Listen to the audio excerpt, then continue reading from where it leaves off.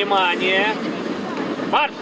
Апрануць баявую экіпіроўку за лічаныя секунды, разгарнуць рукавы і ліквідаваць умоўны пажар. На этапе баявога разгортвання падлеткі працуюць як сапраўдныя ратавальнікі, і гэта пры любых умовах надвор'я. Своечасова злучыць рукавы, адкрыць вентыль і справіцца з агнём. У гэтым выпрабаванні як ніколі важна зладжаная праца каманды. Складанасці надаюць моцны ціск вады, парывы ветру і цяжар экіпіроўкі. Я могу сказать, что эмоции очень незабываемые, потому что такое испытаешь не каждый день, а ожидания немного все-таки не оправдались. Я ожидал, что результат будет все-таки немного лучше. Усложнилась задача то, что когда был городской этап, мы не по мишеням стреляли, а по мячикам, которых струе гораздо легче сбить. Мне очень интересно участвовать в подобном роде мероприятий, потому что команда, командный дух. Я тренировалась и дома, и в школе. Вот, справилась я. Самый лучший мой результат был за 25 секунд.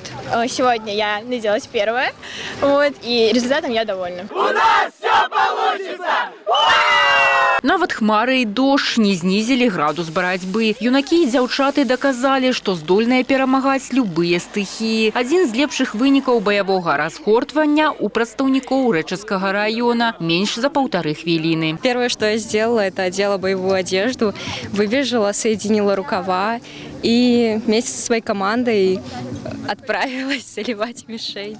Результатом я очень довольна, поскольку моя команда очень постаралась. Это придает мне удовольствие. Это вот мое самое главное хобби, которое я очень сильно люблю. В будущем мечтаю работать в сфере МЧС. Трымаць крок, чуць каманду і рухацца нага ў нагу. Агляд строю – гэта іспыт на дысцыпліну, дзе нават адна памылка каштуе камандзе балаў. Эліна Забаўка з Гомельскага района ведае гэта як ніхто іншы. Летась яна ўжо станавілася чэмпіёнкай вобласці і сёння вядзе школу наперад у якасці камандзіра. В нашей команде 10 человек. В школу ходим в первую очередь, ставим агитбригаду, например. Строй тоже на территории школы все проходит. Ну, в принципе, это все очень сплоченно, дружно происходит. Конечно, хочется не сбавлять обороты. Прошлые 2 года были первые места, и я надеюсь, в этом году у нас тоже все получится. Молодежь идет вперед!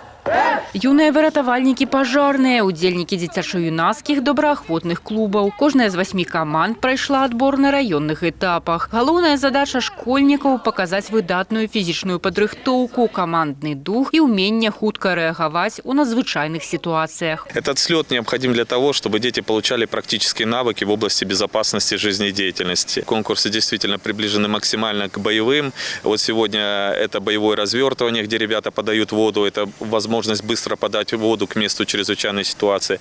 Преодоление веревок, это альпинистская подготовка, оказание первой помощи. Находясь на этом конкурсе, я всегда понимаю, что эти ребята, если станут свидетелями или очевидцами чрезвычайной ситуации, всегда окажут нужную первую помощь. Наперадзе ў каманд 5 складаных выпрабаванняў, ад аказання першай дапамогі да выратавальных работ на адкрытай мясцовасці. Імёны пераможцаў стануць вядомыя ў сераду. Яны прадставяць вобласць у рэспубліканскім фінале ў верасні. Олеся Федарцова, Владислав Козлов, Александр Швыдакоў, телерадиокомпания «Гомель».